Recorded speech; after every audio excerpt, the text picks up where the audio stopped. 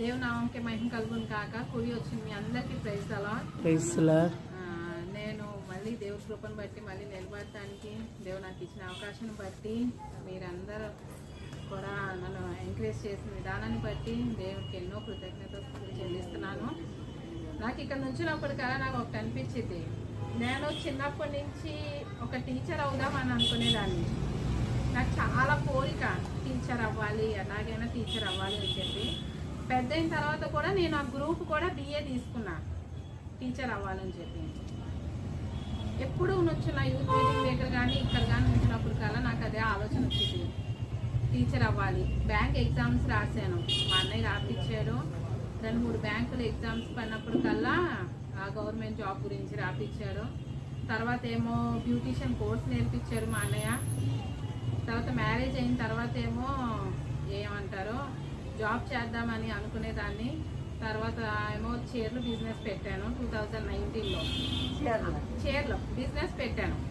అన్ని కామాలు పెట్టుకుంటా, అంటే అన్ని ఇలా కోరికలు నావి, ఇలా బిజినెస్ ఇలా జాబ్ చేయాలి లేకపోతే ఇలాగా అని చెప్పేసి నా కోరికలు పెట్టుకునేదాన్ని. ఏదో ఒక గుర్తింపు, అంటే ఐడెంటిటీ, ఏదో సంపాదించాలని కాకుండా ఒక ఐడెంటిటీ, ఒక గుర్తింపు ఉండిద్ది కదా అని చెప్పి చీరలు బిజినెస్ పెట్టాను. 2019లో పెట్టాను.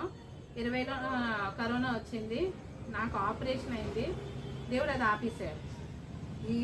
ఈ గుర్తింపు అదే 2020లోనే దేవుడు మళ్ళీ మా ఫ్యామిలీతో దేవుడు మాట్లాడాడు పరిచయం చేయాలని చెప్పి. 2021లో దేవుడు మమ్మల్ని విజయవాడ నడిపించడం, ఇంకా అక్కడితోటి ఏదైతే కోరికలు ఉన్నాయో అవి అయిపోయినాయి.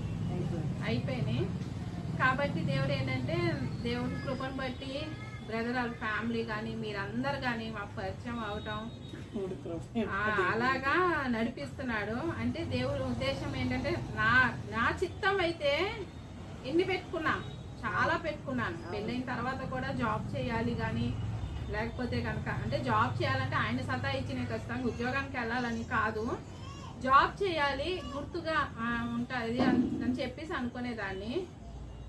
అప్పటికే బిజినెస్ పెట్టి అన్నీ చేశారు కదా.